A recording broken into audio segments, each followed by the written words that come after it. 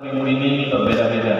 Ada yang menyenangkan, ada yang mungkin membuat kita kecewa, sedih, dan sebagainya. Tetapi di dalam setiap hal yang Tuhan izinkan kita alami, ingat bahwa ada maksud Tuhan di balik semuanya itu. Dia mau supaya kita untuk lebih dekat dan lebih mengenal Dia lagi secara pribadi. Dan Dia mau supaya kita untuk tetap bergantung kepada Dia dan memegang kendali hidup kita. Saya ingin membawa kita untuk bersama-sama mempelajari firman Tuhan karena hari ini merupakan hari yang berbeda daripada minggu-minggu sebelumnya. Karena hari ini kita akan bersama-sama merayakan hari ulang tahun GKI Nasional yang ke-96, dan bersamaan dengan itu juga tanggal berapa ulang tahun dilahirkan? 9. Iya, tanggal 9 kemarin juga tepat tanggal itu adalah tanggal kita merayakan ulang tahun jemaat kita yang ada di Jalarengan. Jadi ada dua perayaan ulang tahun yang akan kita rayakan pada hari ini.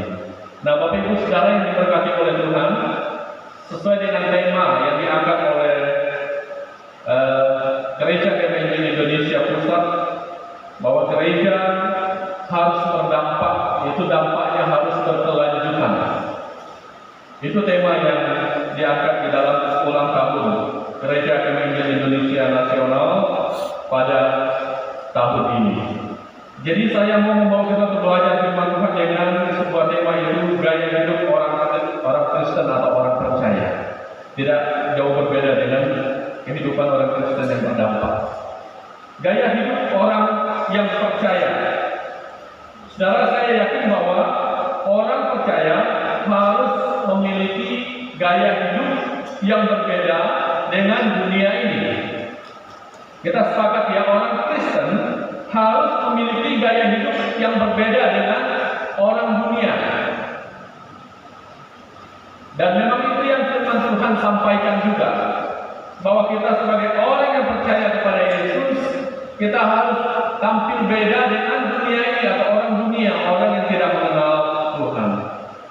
Hal ini kita akan bisa belajar bersama-sama dari satu perumpamaan yang diajarkan oleh Tuhan Yesus di dalam Injil Matius. Injil Matius pasal 13, satu ayat kita baca, yaitu ayat yang ke-33.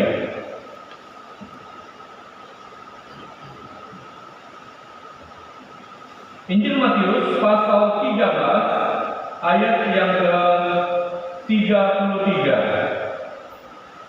Mari kita bersama-sama membaca firman Tuhan. Saya mengajak kita untuk berdiri semua untuk menghargai firman Tuhan. Kita baca satu ayat ini dengan kompak, dengan memperhatikan tanda baca. Injil Matius pasal 13 ayat 33. Kalau kita sudah menemukan halaman ayat ini, mari kita baca bersama-sama. 2, 3. Dan ia menceritakan perumpamaan ini juga kepada mereka. Hal kerajaan surga itu seumpama ragi yang diambil seorang perempuan dan diadukkan ke dalam tepung terigu 3 sukat sampai kami seluruhnya. Silakan duduk kembali. Saya baca ulang ayat ini yang berkata, dan ia menceritakan perumpamaan ini juga kepada mereka. Hal kerajaan surga itu seumpama ragi yang diambil dari seorang perempuan dan diadukkan ke dalam tepung terigu 3 sukat sampai kami seluruhnya. Apa itu ragi?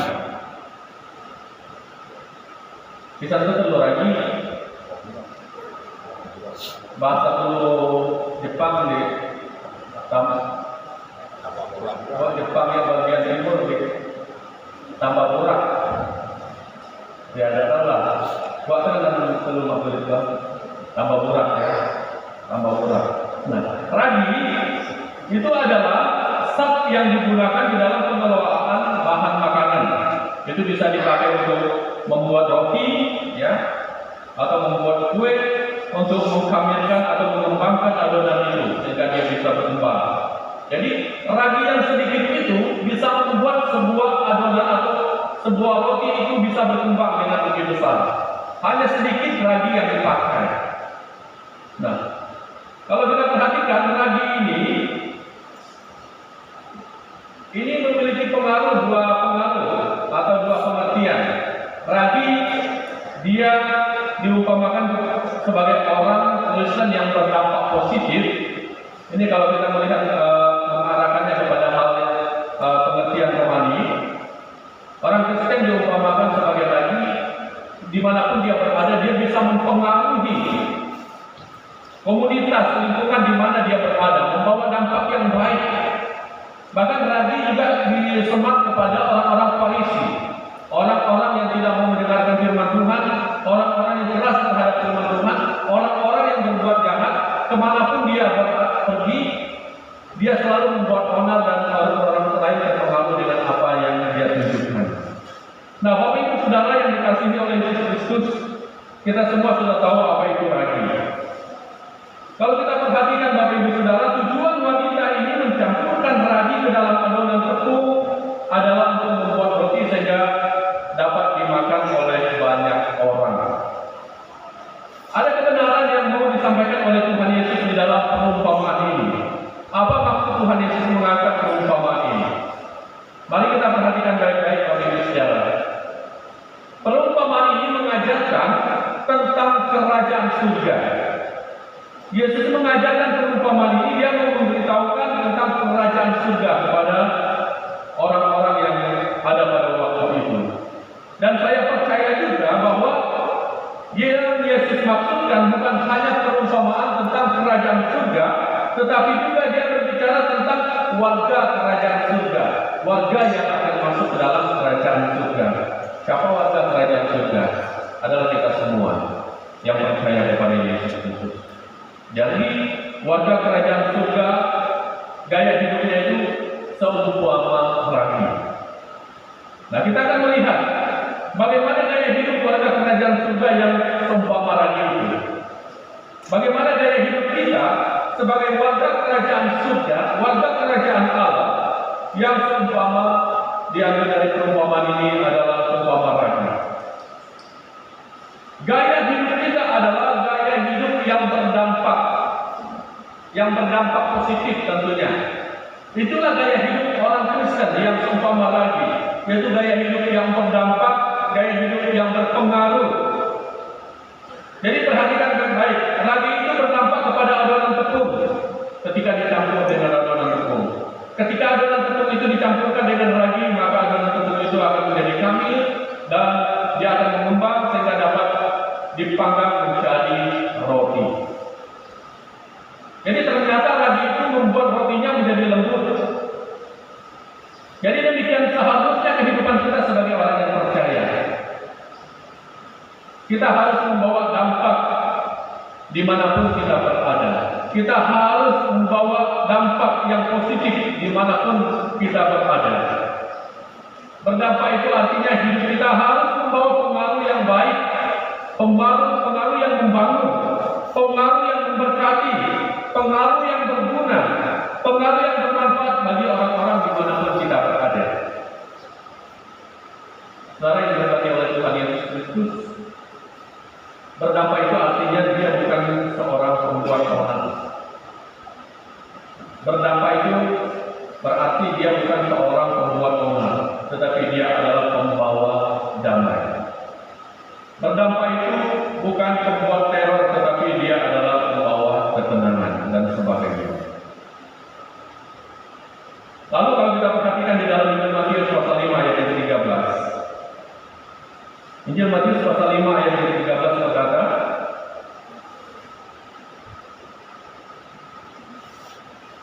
"Kamu adalah garam dunia. Jika garam itu menjadi tawar, dengan apakah ia diasinkan? Tidak ada lagi gunanya selain dibuang dan diinjak orang." Ini fungsi kita.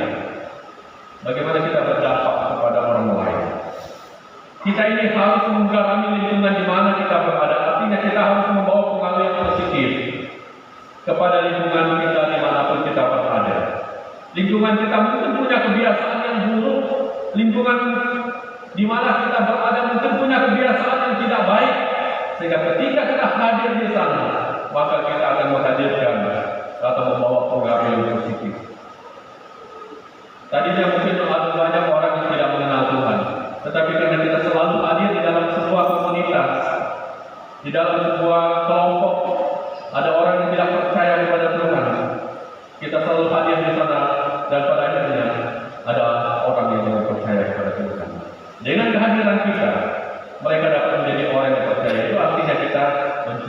garam dunia.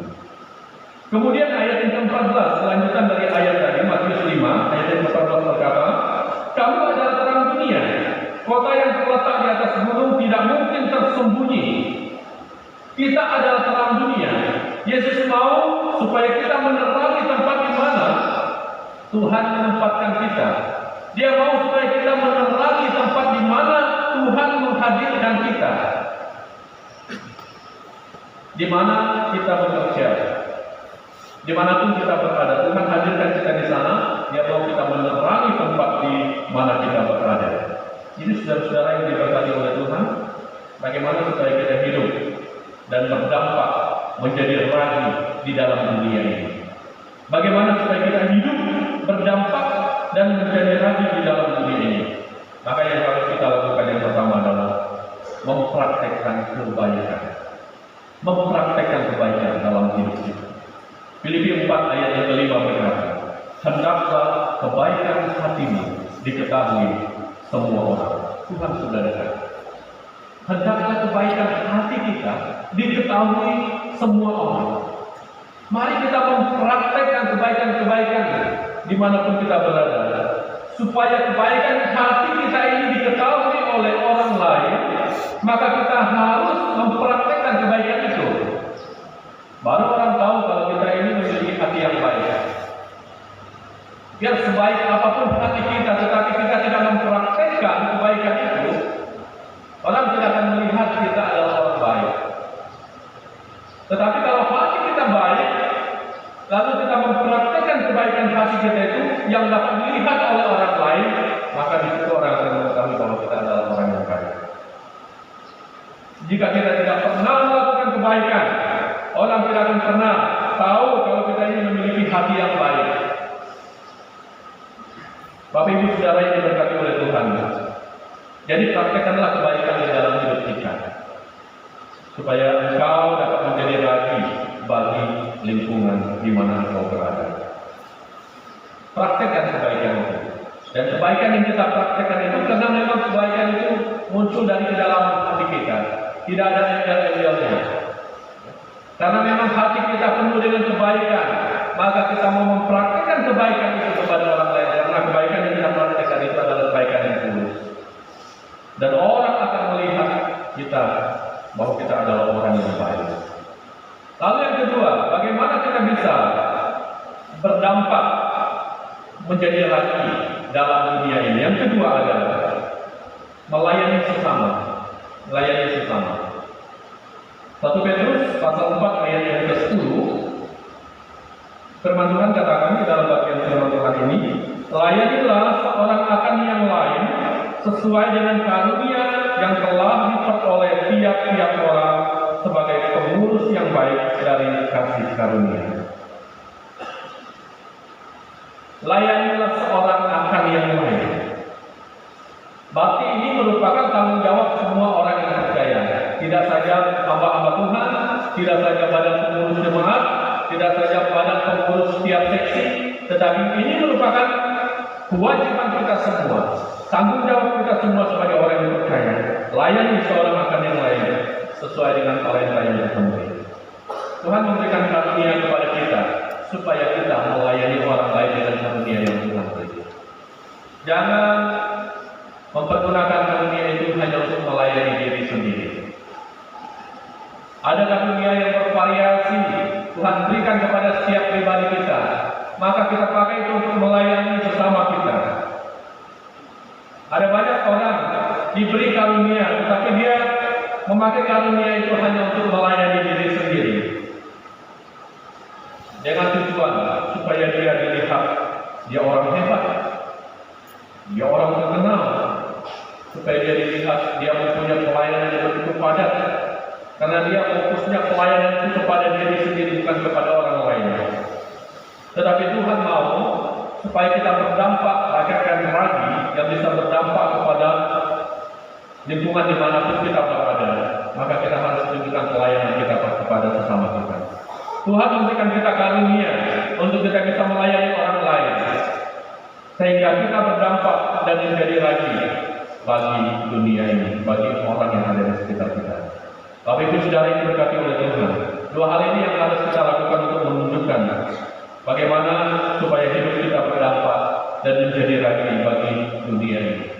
kita harus mempraktekkan kebaikan dalam hidup kita dengan kebaikan yang tulus yang kita tunjukkan dan melayani sesama kita.